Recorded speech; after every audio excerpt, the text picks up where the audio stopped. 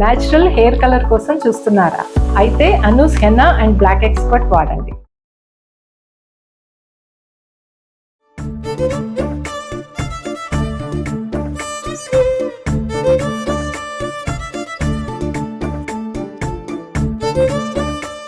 నమస్తే రమగారు, సంక్రాంతి పండుగ శుభాకాంక్షలు. నమస్తే జయ, సంక్రాంతి పండుగ శుభాకాంక్షలు. సుమన్ టీవీ ప్రేక్షకులందరికీ మకర సంక్రమణ శుభాకాంక్షలు. సంక్రాంతి పండుగ వచ్చేసాం. భోగి గురించి మనం ఆల్రెడీ ఒక వీడియోలో మాట్లాడుకున్నాం రమగారు. మరి సంక్రాంతి పండుగ యొక్క విశిష్టత ఈరోజు ఏంటి? ఎలాంటి విధి విధానాలు అవలంబించాలి? ఎలాంటి దేవతార్చన చేయాలి? పూజలు పునస్కారాలు ఏం చేయాలి? ఏం వండుకు తినాలి? ఎలా అంటే గాలిపటాలను ఎగరేసుకోవాలి? ఇవన్నీ కూడా మనకి సంక్రాంతే కదా రమగారు.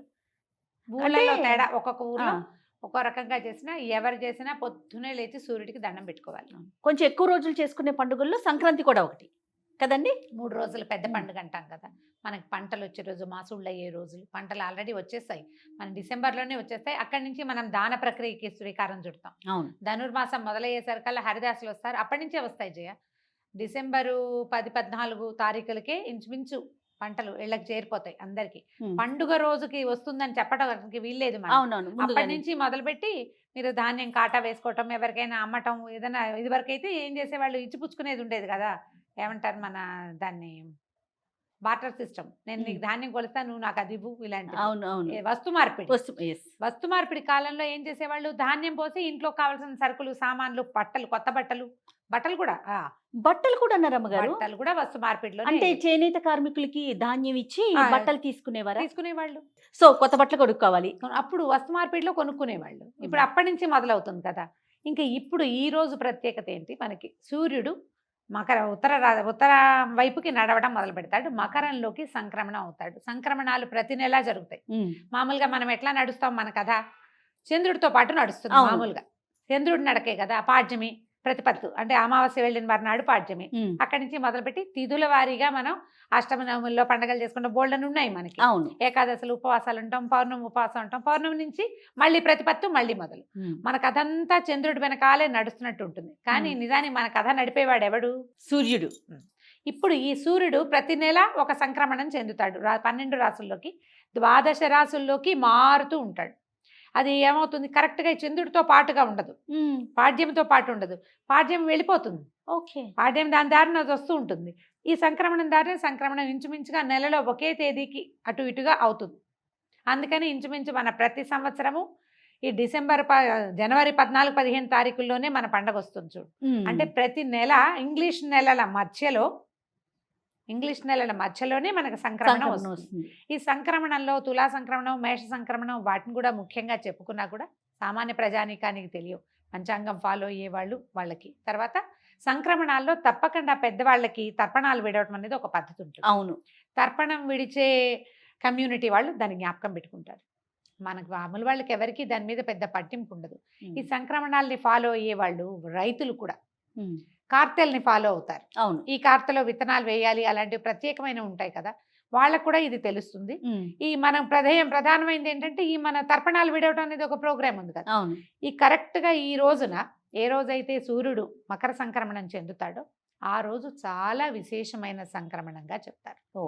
ఈ మకర సంక్రమణంతో మనకి సూర్యుడి నడక మారిపోతుంది. ఉత్తరం వైపుకి కొన్ని డిగ్రీలు వాలి మళ్ళీ మనకి రావటం మొదలు పెడతాడు అనమాట. మొన్నటిదాకా దక్షిణం వైపు వాలాడు, ఇప్పుడు ఉత్తరం వైపు వాళ్తాడు. ఈ ఉత్తరాయణ పుణ్యకాలం మహాపర్వదినాలు అని చెప్తారు. భీష్మ పితామహుడు యుద్ధంలో పడిపోయి ఆయన ఇచ్చామరణం ఉన్న వరం ఉంది ఆయనకి. ఎప్పుడు కావాలంటే అప్పుడు మరణించవచ్చు. దెబ్బలు తగిలినా కూడా ఆ బాధని సహిస్తూ ఉత్తరాయణ పుణ్యకాలం వచ్చే వరకు వేచి ఉండి, ఉత్తరాయణం వచ్చిన తర్వాతే భీష్మ ఏకాదశి చెప్పుకుంటాం కదా. అవును, అప్పుడు దశమి నాడో నవమి నాడో ఆ చివరి రోజుల ఏకాదశికి కొద్దిగా ముందు ప్రాణాలు విడిచారండి. ఈ ఉత్తరాయణం ఏంటంటే ఇప్పుడు మనకి మొన్నటిదాకా మనకి ఒడుగు ముహూర్తాలు ఉండవు. పెళ్ళిళ్ళు చేసుకుంటాం, గృహప్రవేశాలు, అన్నప్రాసన అన్నీ చేసుకుంటాం. కానీ యజ్ఞోపవీతం వేయడానికి ముహూర్తాలు మాత్రం ఉత్తరాయణంలో మాత్రమే ఒడుగులు చేయాలి. ఉపనయన క్రియలు దక్షిణాయనంలో చేయకూడదు. ఇప్పుడు ఇది రాగానే ఇక్కడి నుంచి ఒడుగు ముహూర్తాలు అవి కనపడతాయి అనమాట. ఒడుగులు చేసుకునే వాళ్ళందరూ కాదు, కొద్దిమందే చేసుకుంటారు. అవునవును, ఒడుగులు చేసుకునే వాళ్ళ సంగతి పక్కకు పెడితే మన అందరికీ కూడా ఇది దేవతలు మెలకువగా ఉండే కాలం. సంవత్సరంలో 6 నెలలు దేవతలు పడుకుంటారు. ఆ నిద్రపోయే కాలం ఏమిటి? దక్షిణాయనం. వాళ్ళు మెలకు వచ్చే కాలం ఉత్తరాయణం. ఇప్పుడు దేవతలు సుప్రసన్నంగా ఉంటారు. చిన్న చిన్న పూజలు కూడా ఫలిస్తాయి. సింపుల్గా దాన ప్రక్రియ ఫలిస్తుంది. చిన్న దానం కూడా పనిచేస్తుంది. మనం అందుకని ఈ ఉత్తరాయణ కాలంలో ఏంటంటే పైగా ఏంటి వెదర్ ఒకటి మారిపోతుంది. అవును వాతావరణం పూర్తిగా మారుతుంది కదా. సూర్యుడు తేజరిల్లుతాడు, మాఘం వచ్చేసరికి ఇంకా చురుకెక్కుతాడు. అవును ఇప్పుడు ఇక మొదలు పెడతాడు అనమాట. వెచ్చదనం మొదలవుతుంది, మనకి చలి తగ్గిపోతుంది. చాలా ప్రాంతాలు మనకి హైదరాబాద్ అయితే జనవరి 15-18 తారీఖులు వచ్చేసరికల్లా మెల్లిగా ఎండ చురుకు అవును, అనిపించడం అవును. పొద్దు నిలబడుతుంది. ఆ పొద్దు నిలవటం ఈ రోజు నుంచి స్టార్ట్ అవుతుంది. ఉమ్. ఈ రోజున మనం చేయాల్సింది ఏంటంటే మహాపర్వదినం కాబట్టి దేవాలయ దర్శనం చాలా మంచిది. ఉహు. దేవాలయాలు హడావిడిగా ఉంటాయి, ఇంట్లో దీపారాధన ఎలాంటి చేసుకోవటం. దేవాలయాలు రమ్మగారు? విష్ణువాలయాలు చాలా మంచివి చేయగలిగితే. ఉమ్.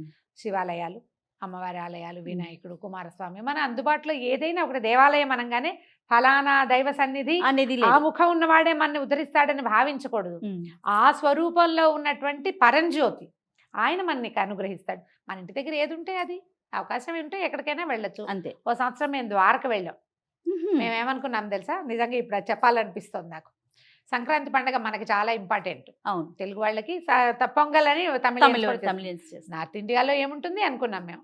ద్వారకలో ఏం ఉండదు అనుకున్నాం. ఉత్తరాయణ పుణ్యకాలం అట. అసలు ఎట్లా ఉన్నారంటే ముందు రోజు భోగినాడు ఓ 25 మంది ఉన్నారు ద్వారకా దేవాలయంలో. మర్నాడు పొద్దున సంక్రాంతి రోజు పొద్దున్నే లేచి మేము బస చేసిన చోటు నుంచి దేవాలయానికి వెళ్తే ఇసకేస్తే రాలరు. ఆ.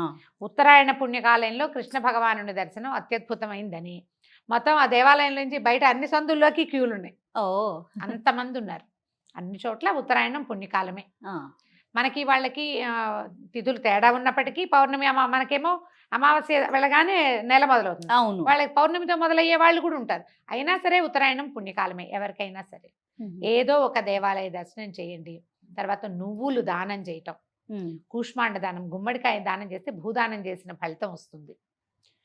చాలా రకాల దానాలు ఎవరెవరి ఇళ్లలో ఏ ఉంటే మన అలవాట్ల ప్రకారం. అలవాటుని బట్టి కొన్ని ప్రాంతాల్లో ఏం చేస్తారంటే ధార పోసుకోవటం అంటారు. పసుపు కుంకుమ, తర్వాత ఏమో మన ఖర్జూర పళ్ళు, పటిక బెల్లము అలాంటివి ఎవరికైనా ఇవ్వటం, ముత్తైదువులకి ఇవ్వటం, పూజ చేసుకోవటము, ఇవి ఇచ్చేసేయటము. తాంబూలాలు ఇచ్చే పద్ధతి ఉంటుంది కదా మనకి. అవునవును. తాంబూలాలు మనకి బొమ్మలు పెట్టుకున్నాం అనుకో, భోగినాడు భోగి పేరెంటం చేస్తాం. సంక్రాంతి పండగ రోజున విశేషమైన బొమ్మల పేరెంటం చేస్తారు. పండగ రోజు పేరెంటం చాలా మంచిది.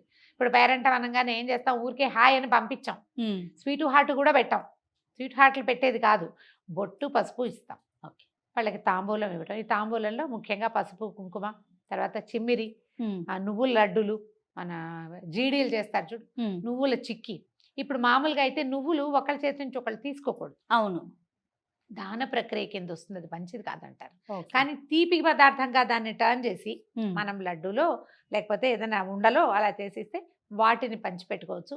ఎవరికైనా నువ్వులే దానం చేయగలిగి అవకాశం ఉంటే మంచిది. ఓకే. లేకపోయినా మనం ఇట్లా పేరెంటాల్లో ముత్తైదువులకి అలా పంచిపెట్టినా కూడా విశేషమైన ఫలితం లభిస్తుంది.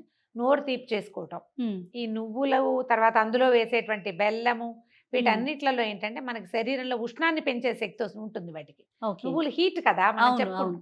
ఇప్పుడు తినాలి ఈ కాలంలో. ఉమ్. చలి నుంచి బయటకు వచ్చేస్తాము, ఒంట్లో జీవశక్తి పెరుగుతుంది.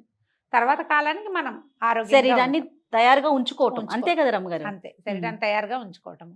ఇవి కాకుండా ఇంకా తర్పణాలు విడిచేవాళ్ళు, ఆ అలవాటు ఉన్న వాళ్ళు తర్పణాలు విడవటము, పెద్దలకి పెట్టుకోవటం అదొకటి అవును. చేస్తారు, సంక్రాంతి ఇప్పుడు పండుగ బాగా చేసుకుంటారు. పెట్టుకుంటారు. మనం సంవత్సరం అంతా చేయలేని వాళ్ళు, తర్వాత ఏ రోజు మన పెద్దలు మరణించారో తిథి తెలియని వాళ్ళు, తెలిసినా కూడా పెట్టుకుంటారు. అవునవును.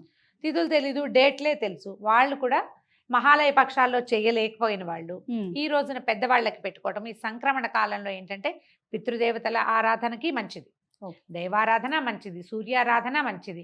ఏమీ చేయము, చుట్టుపక్కల వాళ్ళందరితో స్నేహంగా ఉంటాం, అది కూడా మంచిది. అది మంచిది, ఆ. స్నేహాన్ని పెంచుకోవటం. దానికి సోషలైజ్ అవ్వడానికి కూడా ఇది ఒక మంచి అవకాశము. అవకాశం. ఎవరెవరి ఇళ్లలో ఎలాంటి పద్ధతులు ఉంటే అలాంటివి, ఇళ్ళ వాకిళ్లలో తోరణాలు కట్టుకోవటము, పిల్లలు కొత్త బట్టలు ధరింపజేయటం, ఎవరికైనా వస్త్రదానం చేయటం, కంబళ్ళు లాంటివి దానం ఇవ్వటం. పాత బట్ట మాత్రం ఇవ్వకుండా ఆ, కొత్త బట్టలు కొత్తవి. కొత్తది ఇస్తే మంచిది. ఓకే. ఇది పండుగ రోజు కాబట్టి కొత్తది ఇస్తే మనకి పుడుతుంది, ఇచ్చింది పుడుతుందని చెప్తారు శాస్త్రం. అది మనం ఎంత ఇస్తామో అంత అంత వస్తుంది. వస్తుంది మనకి. ఇచ్చేయాలి, ఇవ్వడం. ఇక రకరకాలు ఎవరెవరి ఊళ్ళలో, కొందరు ఊళ్ళలో ఏమో ఇవి చేస్తారు, మన కైట్స్ ఎగరేసుకోవడం, గాలిపటాలు గాలిపటాలు ఎగరేయడం, ఎగరేస్తారు. గాలిపటాలు ఎగరేస్తారు, స్నేహితుల్ని కలుస్తారు. కొత్త అల్లులకి మంచి బాగా పండగ. మంచి పండుగ, ఆ పెద్ద అల్లుళ్ళు పండుగ. పెద్ద పండుగ కాబట్టి కొన్ని ప్రాంతాల్లో ఈ కోడి పందాలు అవి వ్యవహారాలు చాలా నడుస్తాయి అవునవును. కదా. కోడి పందాలు నడుస్తాయి, ఎడ్ల పందాలు వేస్తారు, గొర్రె పొట్టేళ్లతోటి పందాలు వేసుకుంటారు. ఈ రోజున సెలవులు ఇస్తారు ఉమ్, అందరి ఇళ్లలో, అందరి పని వాళ్ళకి సెలవులే. లేబర్ హాలిడే అంటారు. మా వైపు కూడా సంక్రాంతి రోజున సెలవు ఇచ్చేసేవాళ్ళం. ఓకే. కనుమ నాడు పూర్తి సెలవు, ఆహా. సంక్రాంతి నాడు హాఫ్ డే సెలవు. సాయంత్రం అయ్యేసరికి అందరూ ఏవో కొన్ని పనులు చేసి ఎవరో ఒక బుడ్డాన్ని గేదెల దగ్గర ఆవుల దగ్గర అటపెట్టి పెద్దవాళ్ళంతా మిగతా వెళ్ళిపోయేవాళ్ళు. ఓకే. ఏదైనా పిండి వంటలు చేసుకోవటము. పిండి వంటలు మామూలుగా మనం భోగినాడు చేసుకుంటాము. ఉమ్, అరిసెలు ప్రత్యేకంగా చేస్తారు, అవును. సూర్యుడికి ప్రతీకగా కనపడతాయి. అందులో ఉండే బియ్య పిండి, ఆ బెల్లము, దాంట్లో వేసి నెయ్యి, నూనె, ఇవన్నీ కూడా మనకి సూర్యారాధనకి ఉపకరించే వస్తువులు అనమాట. బియ్యంతో చేసుకుంటాం కదా. ఓకే. ఈ కొత్త వస్తువులతో తయారు చేసుకోవటం, స్వీట్లు తయారు చేయటం, వాటన్నిటిని పంచుకోవటము, ఉమ్, ఇవన్నీ కూడా ఏంటంటే మన సోషలైజ్ అవ్వడానికి ఉపయోగపడే విషయాలు. తర్వాత ఇక ఆరాధన. అందులో మనం అరిసెలు చేసి ఏ దేవుడికి నివేదన పెట్టాం గుర్తు చేసుకోండి. మనమే పొట్ట పూజ చేసుకుంటాం. అది మన ఇంటికి ఎవరైనా బంధువులు వస్తే వాళ్ళకి బంధువులు వస్తే పెడతాం. వాళ్ళకి పెడతాము, ఎక్కడికైనా పంపిస్తాము, అవునవును. ఎవరికైనా ఇస్తాము. విశేషంగా చేస్తాం కదా. పండుగని హాయిగా ఆనందంగా జరుపుకోండి. అయితే ఈ ప్రత్యేకమైన రోజుల్లో కొట్లాడుకోవద్దు, పోట్లాడుకోవద్దు, Yes. వాదనలకి దిక్కండి. అల్లుళ్ళు అత్తవారింటికి వెళ్తే అది ఇవ్వలేదు ఇది ఇవ్వలేదని పోట్లాడకండి. పోట్లాడితే రేపొద్దున మీకు అమ్మాయిలు పుడితే మీ అల్లుళ్ళు కూడా మీతో పోట్లాడతారు. అంతే కదా. అంతే జరిగేది.